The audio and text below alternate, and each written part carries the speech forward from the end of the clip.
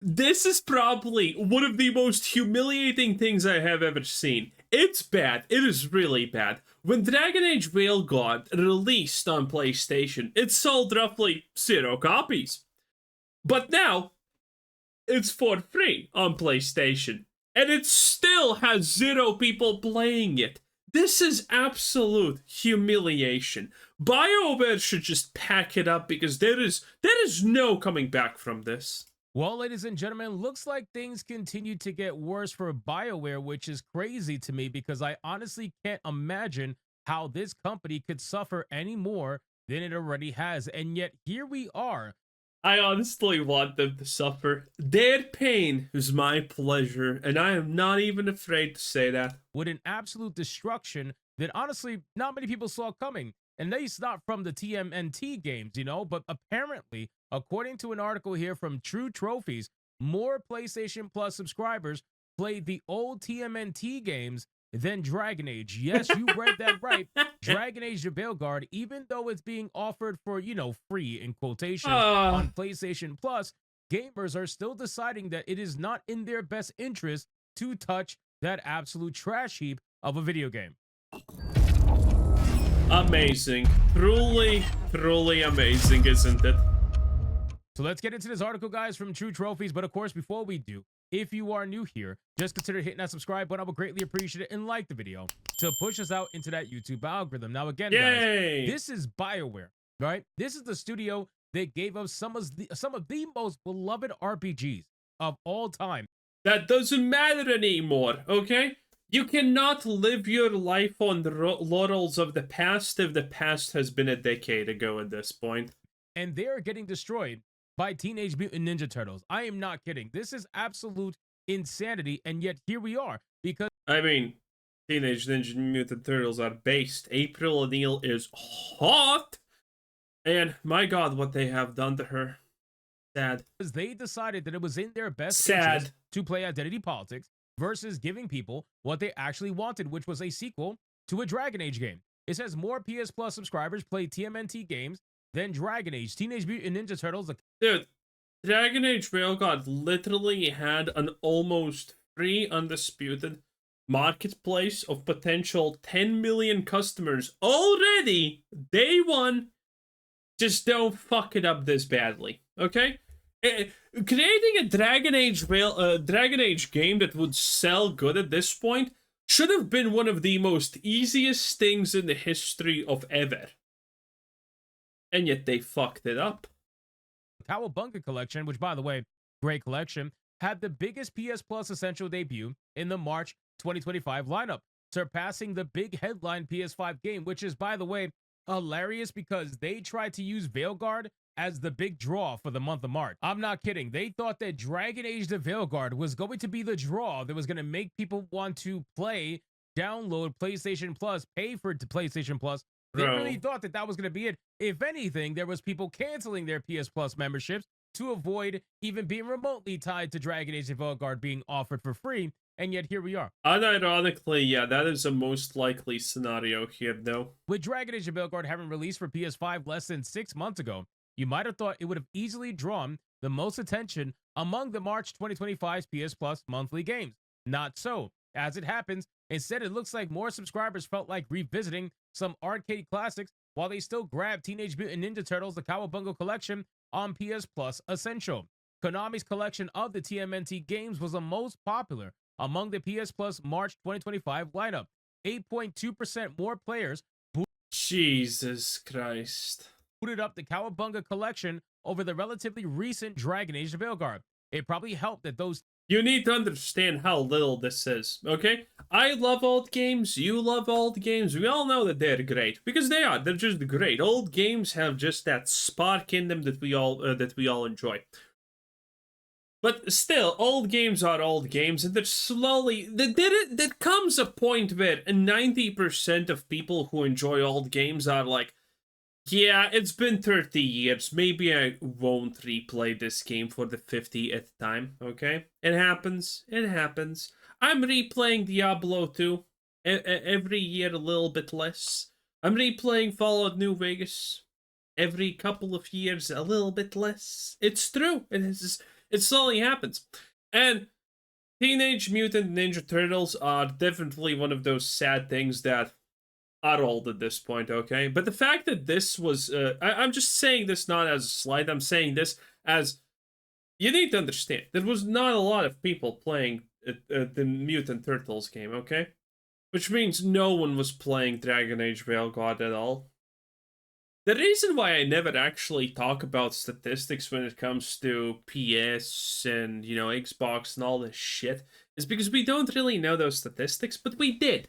I had an article saved months and months and months ago, I think like 5 months or something, but then I somehow deleted it on accident. And that article was very important because it was a reveal of, at that time, the number 10 most played PS game or Xbox game, I can't even remember. And it was like in the top, it was number 10 in the most played games. And it literally didn't even have 5K players. That completely summarizes how literally no one fucking plays consoles. It perfectly summarizes how little people play consoles. Be in the top 10 and you can't even get 10K players? That is disgraceful. Teenage Mutant Ninja Turtles, the Cowabunga Collection trophies, are very easy to unlock. I don't even think it's about that, to be honest with you. I really don't. I think it goes past that. I think it goes to the point where people just do not care, right? I think it's safe to say that gamers have decided to move on from Dragon Age as a franchise, and they just don't care. They don't want to be involved with this nonsense. They do not want to be involved with a video game that is so blatantly freaking ridiculous. And then on top of that, to be honest with you, most people have already gotten their free trial of Dragon Age. You know how they got that? By watching YouTubers play it. This is why YouTubers playing video games for their fans and offering transparency when the industry doesn't want to give transparency is a huge thing, in my opinion, because that is a customer's free trial that they don't have to pay for, right? The companies and the industries are trying desperately to bait and switch you on a daily basis. And they're hoping that you buy the video games, and before you find out what's actually in it, it's already too late. You're past the refund window and you can't get your money back. YouTubers are a counteract to that, where you can watch people play the game and get an idea of what it's about before you decide whether or not you want to spend your hard-earned money on that particular video game. And people did exactly that with Dragon Age: The Veilguard. Yep. Using a gameplay data sample from over 3.4 million active PSN accounts, courtesy of their partnership with Game Trends, which draws most of its PSN data from sources beyond true trophies, we track the player count of every PS5 and PS4 game to produce our weekly PlayStation chart, which you can find at the bottom of this article, which we're going to go over. On this week's chart, not only will you find newcomer Split Fiction landing in at number 24, which is a strong debut for the new PS5 co-op game, but also the 3 PS Plus monthly games from March 2025 charting just ahead of it. You got Sonic Colors Ultimate looking sharp at number 20, Dragon Age Veilguard at number 15, and just ahead of it, TMNT, the Cowabunga Collection, at number 14. Yes. It is insane how little people play this shit. Despite the latest Dragon Age RPG having basically just launched on PS5, the AAA BioWare adventure couldn't quite compete. I mean, this honestly completely perfectly explains why Microsoft is moving away from being, a company that fucking sells games and consoles to being everything's an Xbox, just buy our Netflix subscription type of deal. Because it's just, there's just not enough people here. That's the reality. With the popularity of the Teenage Mutant Ninja Turtles, by the end of the week, 8.2% more PS Plus subscribers have booted up the collection in hopes of taking home this month's easiest PlayStation Plus Platinum trophy. 45.7% more PS Plus subscribers also chose to check out Konami's collection of classic Turtle arcade games than Sonic Colors Ultimate. Even as a massive Sonic fan, they found themselves having more fun blasting through the first two Turtles arcade games this past weekend than sinking much more time into the once beloved Sonic Colors. Now let's take a look at a look at this actual chart, because this is where I wanna check it out. So here is the chart for Fortnite.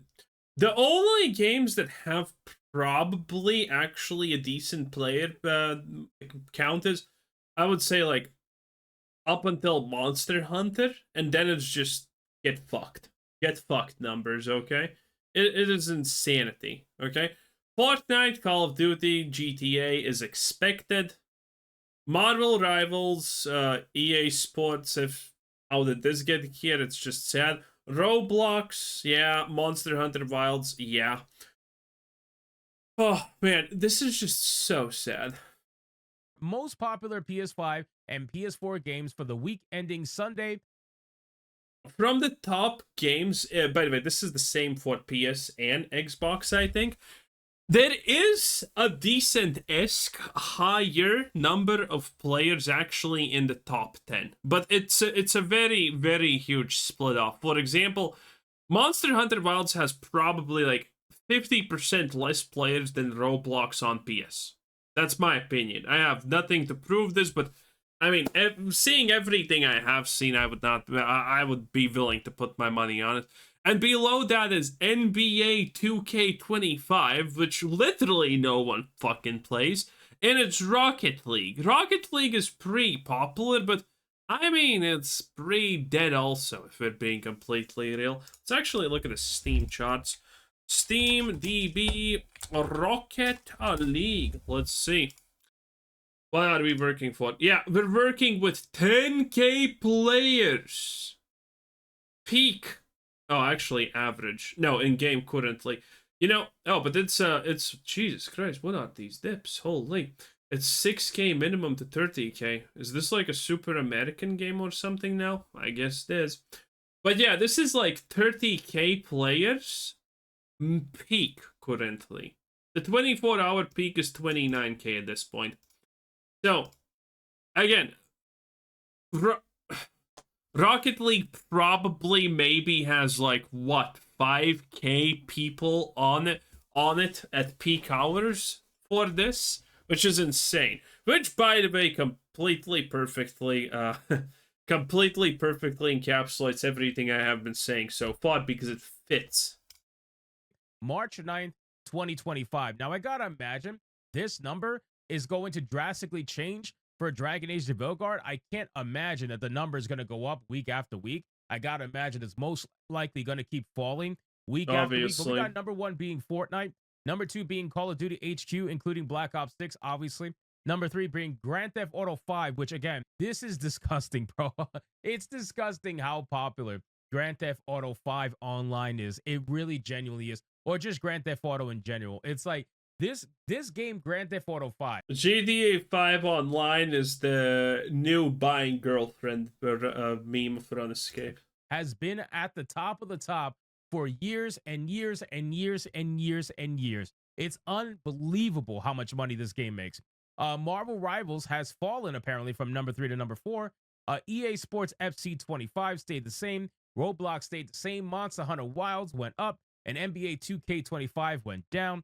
Rocket League, Minecraft, Tom Clancy's Rainbow Six Siege, which is actually very interesting. I didn't realize that Rainbow Six was more popular than Apex Legends on PlayStation, but that's amazing. That's also something I didn't know, but Apex Legends is currently suffering so many problems. It's not too much of a miracle. To me, EA Sports College Football 25, Teenage Mutant Ninja Turtles, the Cowabunga Collection, Dragon Age the Veilguard at number 15. And then Insane. 16 is EA Sports Madden NFL 25, Overwatch 2, Destiny 2, EA Sports FC 24, Sonic Colors. By the way, being next to Destiny 2, a literally now dead and abandoned game, is pretty bad. Ultimate, Gran Turismo 7, Helldivers 2, Split Fiction. Sad, but I mean, who's gonna play Helldivers on a console? Red Dead Redemption 2, which is amazing. God of War Ragnarok, Genshin Impact, Elden Ring, Astrobot, Dead by Daylight, Star Wars Jedi Survivor, High on Life, which is an amazing game, by the way. Dragon Ball Sparking Zero, The Crew Motorfest, Brawlhalla, and EA Sports UFC 5, and then it just keeps going and going. Kingdom Come Deliverance 2 is at number 40 on this particular list, but that's more of a PC game anyway, so. Yeah, definitely a PC game. Oh, but again, it's like, consoles are so irrelevant. That's why I sometimes just ignore them. Again, I don't want to scour the internet to find when a game came out and its relative numbers that got leaked. There is a reason no console shows you numbers, because we know this. Steam is successful, they give you the fucking numbers. They give it to you raw and hot, okay? Consoles don't do that because everyone knows consoles are shit. It is what it is, boys. Anyway, that was Hypnotic 10 out of 10. Have a nice day. Bye.